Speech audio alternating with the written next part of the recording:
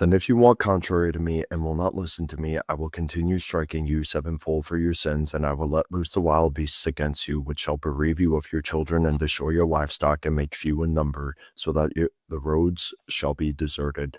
And if by this discipline you are not turned to me, but walk contrary to me, then I also will walk contrary to you, and I myself will strike you sevenfold for your sins, and I will bring a sword upon you that shall execute vengeance for the covenant. And if you gather within your cities, I will send pestilence among you, and you shall be delivered into the hand of the enemy.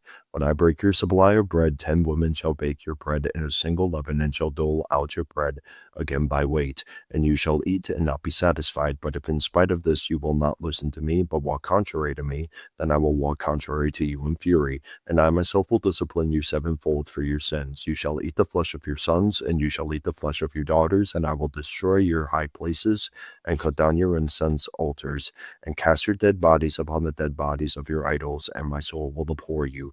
And I will lay your cities waste, and will make your sanctuaries desolate, and I will not smell your pleasing aromas. And I myself will devastate the land, so that your enemies who settle in it shall be appalled at it. And I will scatter you among the nations, and I will unsheath the sword after you, and your land shall be a desolation, and your cities shall be a waste. Then the land shall enjoy its Sabbaths as long as it lies desolate while you are in the enemy's lands, then the land shall rest and enjoy its Sabbaths. As long as it lies desolate, it shall have the rest that it did not have on your Sabbaths, when you were dwelling in it. And as far as those of you who are left, I will send faintness into their hearts and the lands of their enemies. The sound of the driven leaf shall put them to flight, and they shall flee as one flees from the sword, and they shall fall when no one pursues. They shall stumble over one another as if to escape a sword, then no one pursues, and you shall have no power to stand before your enemies, and you shall perish among the nations, and the land of your enemies shall eat you up.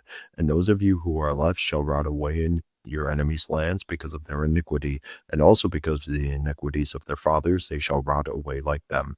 But if they confess their iniquity and the iniquity of their fathers and their treachery that they committed against me, and also in walking contrary to me, so that I walked contrary to them, and brought them into the land of their enemies, if then their uncircumcised heart is humbled, and they make amends for their iniquity, then I will remember my covenant with Jacob, and I will remember my covenant with Isaac, and my covenant with Abraham, and I will remember the land, but the land shall be abandoned by them, and enjoy its Sabbaths while it lies desolate without them. And they shall make amends for their iniquity, because they spurned my rules, and their soul abhorred my statutes. Yet for all that, when they are in the land of their enemies, I will not spurn them, neither will I abhor them as to destroy them utterly, and break my covenant with them, for I am the Lord their God. But I will for their sake remember the covenant with their forefathers, who I am brought out of the land of Egypt in the sight of the nations, that I might be their God. I am the Lord.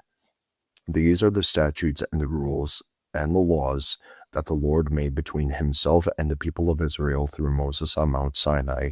The Lord spoke to Moses, saying, "Speak to the people of Israel and say to them, if anyone makes a special vow to the Lord involving the valuation of persons, then the valuation of a male from 20 years old up to 60 years old shall be 50 shekels of silver, according to the shekel of the sanctuary.